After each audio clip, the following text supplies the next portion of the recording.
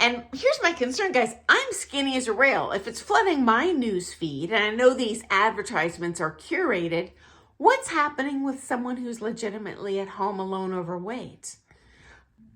Medicine's probably going to work faster, but I would love to see a scientific evaluation, a study on the effects of ballroom dancing on the physical body, including diabetes, helping that legitimate healthcare problem, including weight loss, because I also recognize that can legitimately be a health problem. I'm only speaking from anecdotal personal experience, but over the years, I have seen countless students lose weight and improve their diabetes, and the only lifestyle change they've been able to identify is ballroom dancing. Now, I have no doubt there's got to be an effect on the food they're eating as well. Even just the fact that they are ballroom dancing for, say, 7 hours a week and not sitting on the couch during that time eating, because you really can't dance and eat simultaneously.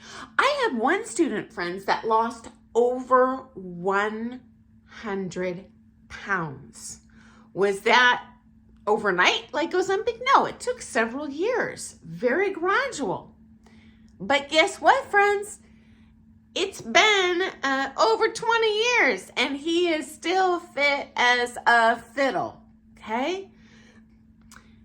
And so I suspect that there are very long-term health benefits that might have less side effects than Ozempic or other prescription drugs you can buy.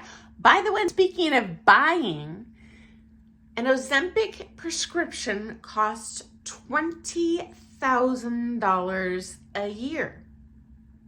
And you cannot go off of it or the weight comes right back. I'll bet you can buy a heck of a lot of ballroom dancing on 20 grand a year. And, is ballroom dance expensive? Yes, but there are ways that we can do it a lot on the cheap. Just social dancing several days a week and staying for the whole social dance for 3 hours. Well, you darn near got 10 hours right there. You can take group classes. These are cheaper, even less expensive. Just take the beginning dance class included with that social dance admission. Now, am I confident there are absolutely medical benefits for this medication, legitimate medical applications? Yes, I'm not throwing shade at you if you're on these drugs. I just want, if you're considering this, if your eyes and ears are constantly inundated with positive messages about these drugs, in your entertainment sources, your YouTube, your Facebook, whatever, it's showing up for me all over the place. Be aware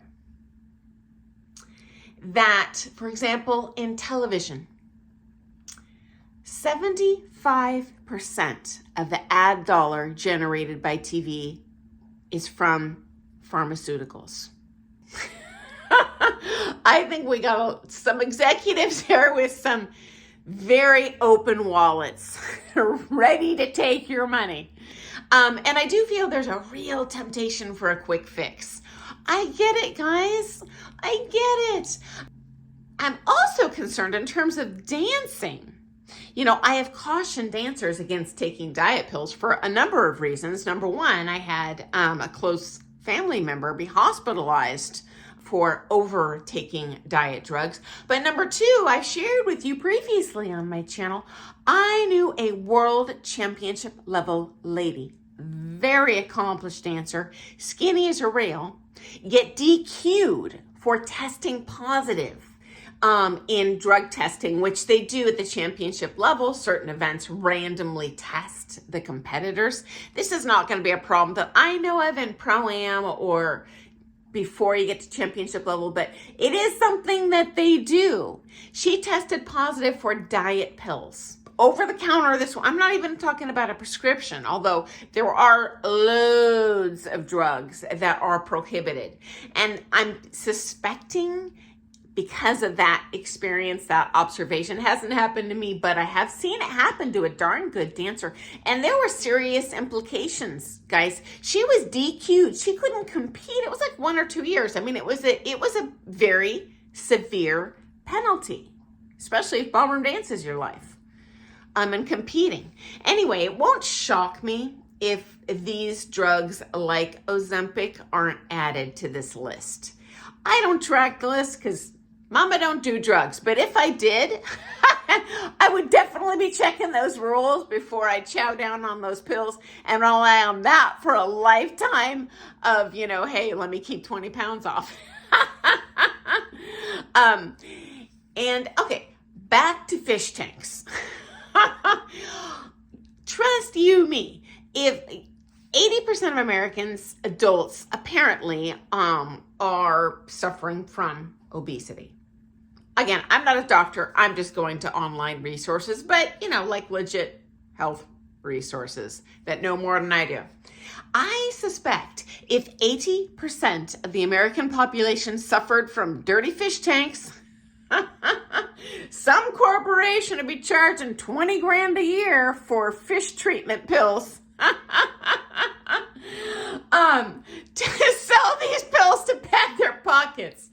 And so anyway, again, I am not throwing shade at you if you are taking Ozempic or other weight loss medications. And I do understand there are legitimate medical applications, and there are certainly immediate benefits that you're likely not going to see just in ballroom dancing. But I would love to see a study on this.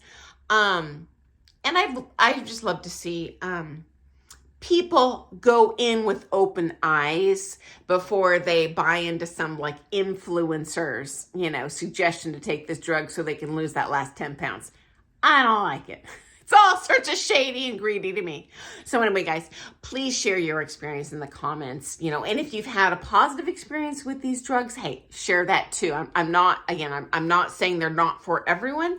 I just worry that they are being recommended to everyone, and it's possible. And in my own experience, I highly suspect that these results can be achieved in a little bit healthier ways. And ballroom dance, it's probably, I think it's likely going to be a good asset for that. So anyway, friends, thanks for joining me today. I look forward to seeing you first thing tomorrow with some more things of ballroom dance.